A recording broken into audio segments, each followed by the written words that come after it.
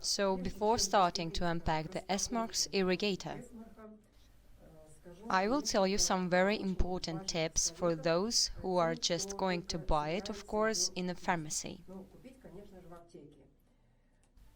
When I was looking for a new S-Marks irrigator, I ran around about 10 pharmacies, and only in one pharmacy I managed to find an S-Marks irrigator with a volume of 2 liters. All other pharmacies had 1.5-liter irrigators. And please, don't trust pharmacists who work in pharmacies. They very often confuse the marking and the natural volume of the S-Mark irrigator. Very often they write here the number 2 or something like that, and they take this figure for the volume of S-Mark's irrigator. Although this figure actually means something completely different, no matter what, it doesn't mean volume. And I came across this dozens of times. When they try to foist on me 1.5 liter as for 2 liters and tell me that here the number 2, to which I had to make an important remark to the pharmacy workers and say, guys, the volume is not written here, the volume is written on the label. Here we're looking for a 2-liter S-Mark irrigator because it's 2 liters that are the required volume that effectively flushes the entire large intestine. Well, let's get down to unpacking. S-Mark's irrigator itself, a rubber heating pad, as a rule had such a wide throat. Sometimes there are options with a screw cap, and this is very convenient, because then this S-Mark irrigator can still be used as a heating pad. Of course, an irrigator with such a wide throat as a heating pad cannot be used. In the new versions of the S-Mark irrigator, the hose is transparent. This is also very convenient because you can see how the water flows. And if there are airlocks, you can see them too. Even there are 3 nozzles. One is plastic hard, the second is rubber soft. I use a hard plastic one, but some people find it more convenient to use a rubber soft tip, especially those who have problems with hemorrhoids. So it's up to you to choose. There is also such a bridge that is attached to the hose to control the water supply.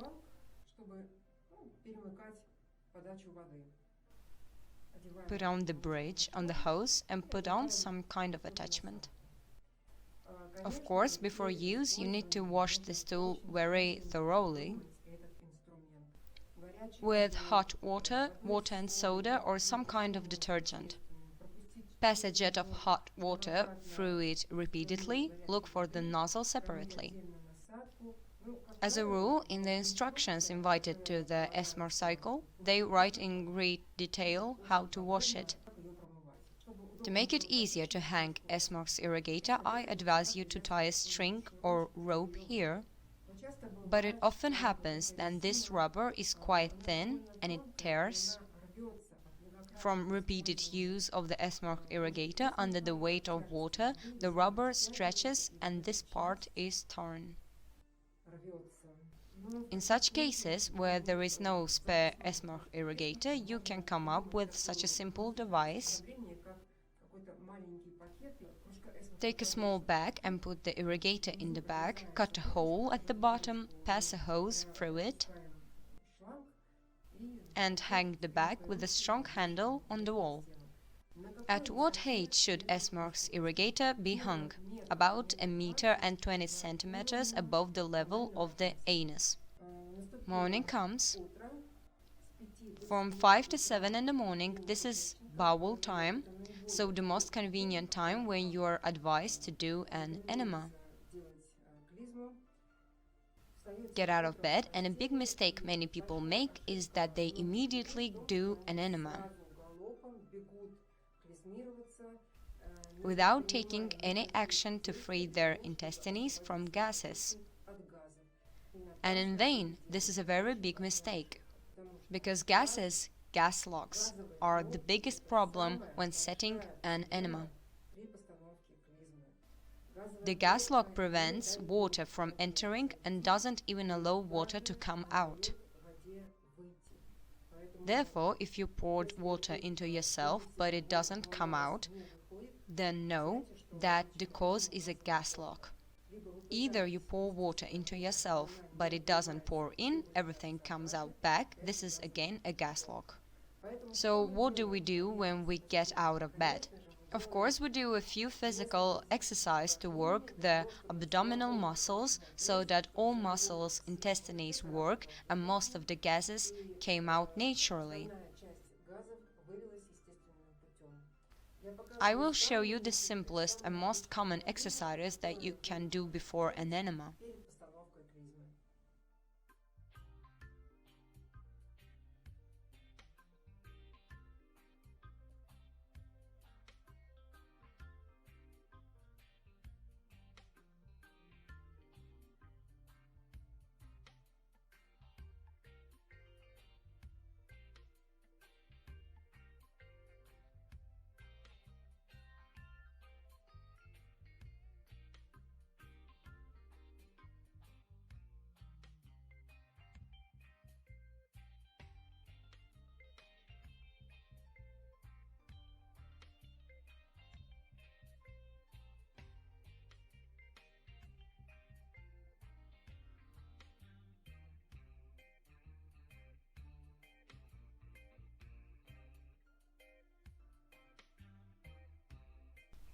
Do a regular massage of the abdomen in a clockwise direction with your fists.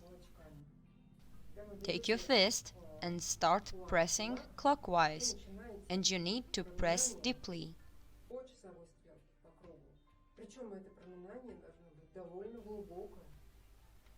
Or stretch your knees. When you pour the solution into the Esmorch irrigator, the bridge should be closed. The tube must be pinched. Don't forget to do this, otherwise all the solution will pour out.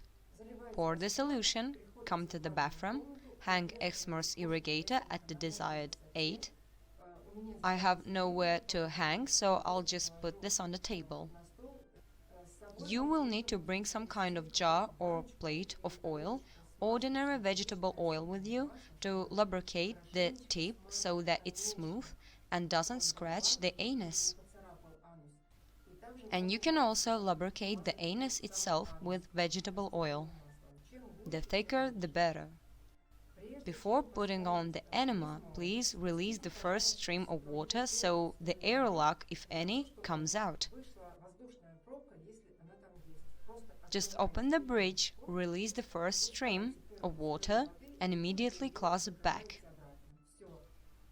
Oil tip, lubricated anus, you are ready to administer an enema. I will show you, of course, conditionally so that you just understand what posture and how.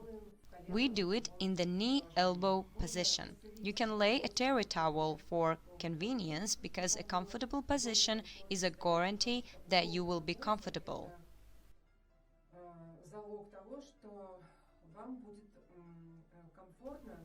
You will not strain, you will not have cramps in the abdomen and body, and the enema will pass safely. Therefore, the position should be as comfortable as possible. In the bathroom, it's desirable that it's warm. And no one distracts, no one knocks on your door like, hey, when will you go out there? You need an absolutely calm and relaxed environment. So the irrigator is suspended, the bridge is closed, we take the knee-elbow position and insert the tip into the anus.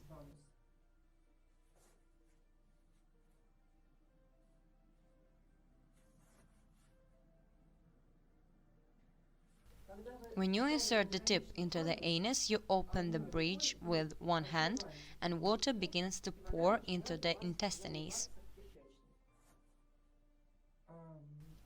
At first, there are unpleasant painful sensations in the intestinal area because you haven't yet adapted to understand what movements it's convenient for you to make with your body so that the water is poured painlessly and without hindrance. I will now show you which movements are convenient for the body to make you feel good. The first movement is rocking the body back and forth.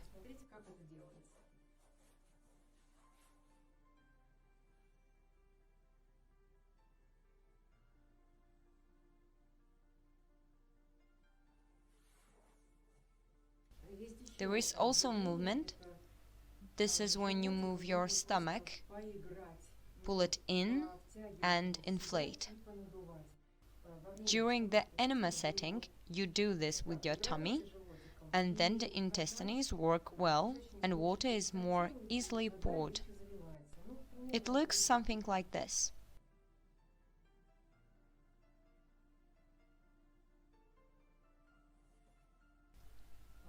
Here are such simple movements to pour 2 liters of solution without hindrance. It may seem to someone that 2 liters is a lot. In fact, 2 liters will go completely free. And even if there is a feeling of slight distension, well, maybe at the beginning of a not very light distension of the intestines, but you just need to get used to it and accept that it is temporary. It literally lasts seconds. After you have poured 2 liters, you immediately go to the toilet, drain it, and the feeling of fullness instantly disappears. And now we're improvising the toilet, because pouring water into ourselves is one thing, but also draining the water is a kind of art. Therefore, I instruct the draining of water. Now I imitate a toilet, aka a white throne. You immediately sat down on the toilet after setting an enema. There is no need to wait, pour it in, and then sit down on the toilet to drain. With a good, favorable development of events, all the water is drained immediately. Sit in a normal, relaxed position that is comfortable for you.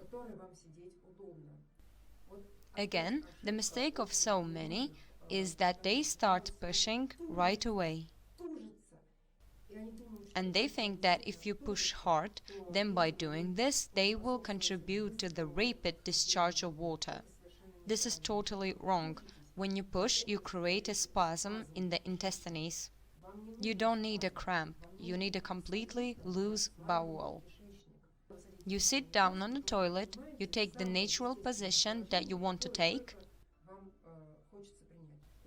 Either it's with a straight back, you are sitting upright, or it's a tilted position with your elbows resting on your knees, the traditional toilet pose. The water is usually drained in waves, in batches. The first batch merged, then a slight lull, the second batch merged, again a few seconds of respite, then the third, and so on.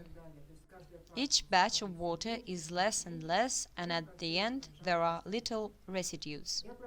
I personally got the hang of it, so that I very often managed to drain the water in one stream. I sit down, and until the very end the jet merges. But at the same time I do different movements. I will show you at the end what these movements are. For those whose water is not drained in one stream, but drained in batches, what measures can be taken so that the water still drains out as quickly as possible? You can do this. Simply place 2 palms on your intestines, sit relaxed with your back straight, and begin to massage your abdomen in a clockwise circle. Moreover, the massage should be quite tangible. And while you massage your belly, the water will drain on its own. You will feel how it flows down. Why clockwise? Because we have a water outlet from the intestines on the left side. Therefore, massaging clockwise, you expel water on the left. If you do the opposite, you will drive water into the intestines. Another movement that can be paused so that the water drains well. Place the fist on your stomach on the right and make a movement forward, bends to the right. 1, 2, 3. And again you will feel how the water begins to drain when you tilt.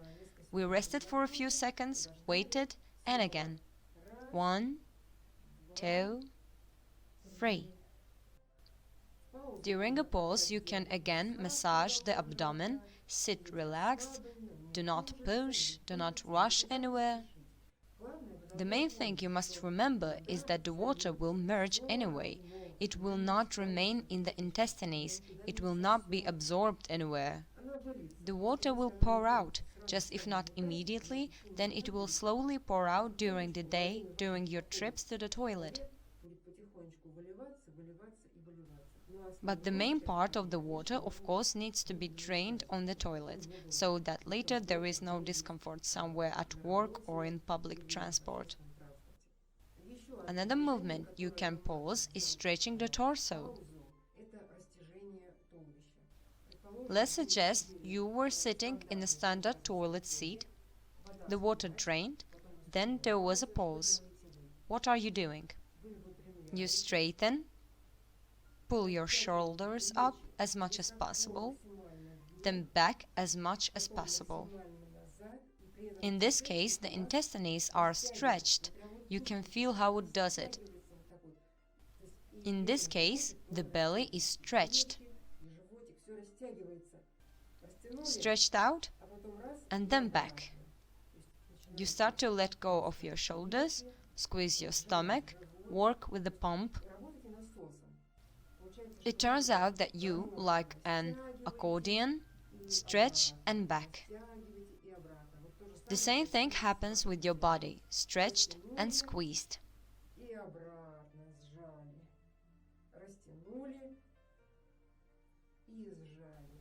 And you will feel that when the intestines move like this, it begins to give out portions of water. And now I will show what I'm doing so that my water flows out in one stream.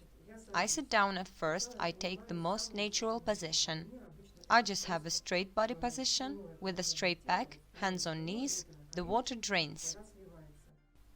When I feel that the jet is weakening, I do the following.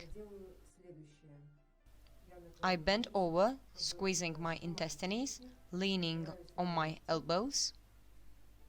My second batch of water is draining. When I feel that it too begins to weaken, I begin to do those very stretches. I stretch and shrink, the water comes out again.